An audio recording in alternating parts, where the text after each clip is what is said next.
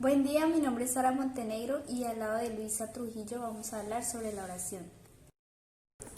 Las oraciones simples son unidades de sentido que tienen autonomía sintáctica y que están compuestas por un único predicado.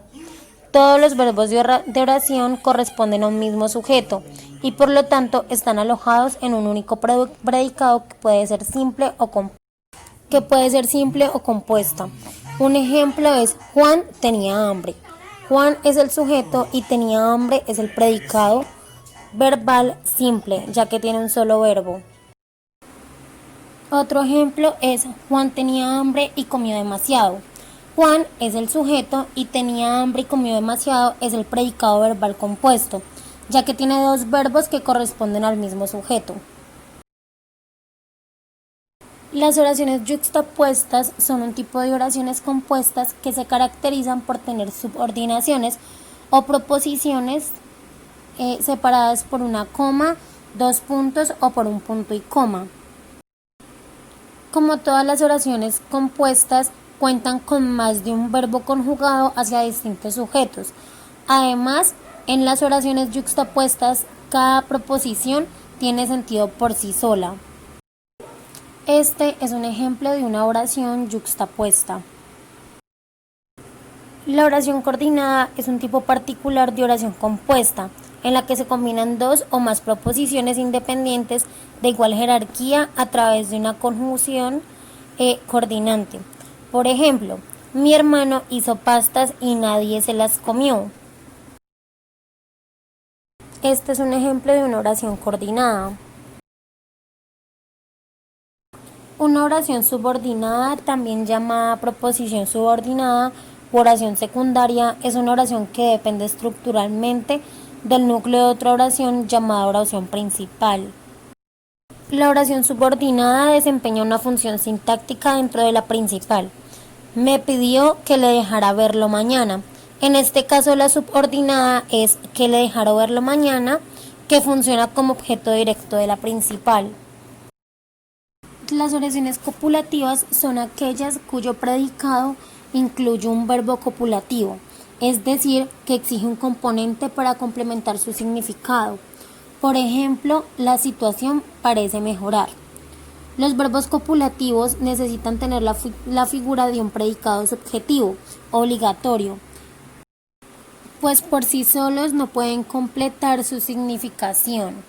Los verbos copulativos clásicos son ser, estar, parecer y semejar. Para completar su significado, estos verbos necesitan un sustantivo, un adjetivo o una construcción equivalente, que pasa a funcionar como atributo o predicativo. Esos sustantivos o adjetivos o construcciones equivalentes a menudo pueden sustituirse por la forma pronominal o variable lo. Las oraciones copulativas también son conocidas como oraciones atributivas, por lo que se conoce como atributo a lo que complementa el sentido del verbo copulativo. A los verbos copulativos clásicos se le suman algunos otros que en la mayoría de los casos también exigen un atributo, que son resultar, volverse, hacerse, tornarse, ponerse, permanecer o quedarse. Los verbos ser y estar no siempre van seguidos de un atributo, pueden ir seguidos de un complemento circunstancial del lugar y en esos casos las oraciones predicativas no copulativas, por ejemplo, mi hermano está en Ecuador en este momento, o la fiesta será en un salón. Las oraciones predicativas son aquellas que cuentan con un verbo predicativo, es decir, todos los verbos a excepción de los copulativos, que son estar, ser y parecer. Por ejemplo, Marta toca el piano. El verbo predicativo por sí solo transmite la idea de una acción que puede ser abstracta o concreta. Los verbos predicativos también pueden ser transitivos e intransitivos. Los transitivos es el verbo que proyecta su acción sobre el objeto.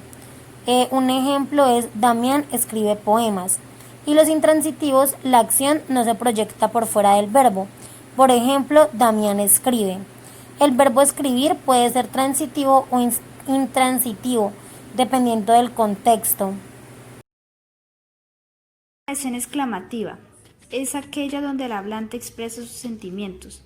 Puede ser de amor, de alegría, de tristeza o demás. Por ejemplo, amo la torta de chocolate. Oración dubitativa. La oración dubitativa es aquella que tiene expresiones a través de las cuales el hablante expresa una duda o posibilidad respecto a lo que está comunicando. Por ejemplo, tal vez ella ni siquiera recuerda mi nombre. Oración optativa. Es aquella en la que se pronuncia un pedido, un deseo o una súplica. Cuentan con expresiones como ojalá, espero, quisiera, deseo, anhelo o sí. Por ejemplo, ojalá puedas venir a nuestra boda. Oración interrogativa. Es la que pide alguna información específica al interlocutor. Los tipos de oraciones interrogativas son directas o indirectas. Las directas se reconocen fácilmente por estar enmarcadas entre signos de interrogación con la entonación propia de la pregunta. Por ejemplo, ¿me podrías decir tu nombre? Las indirectas no llevan signo de pregunta ni entonación de pregunta y suelen contar con verbos como decir, preguntar o cuestionar. Por ejemplo, le pregunté por qué no vino. Oración exhortativa. Es la que logra alguna acción o reacción por parte del receptor. Por ejemplo, prohibido girar en U. Oración enunciativa.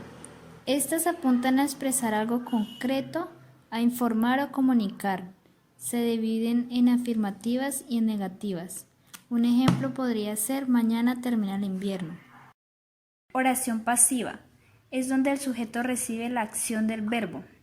Por ejemplo, el libro es leído por Jaime.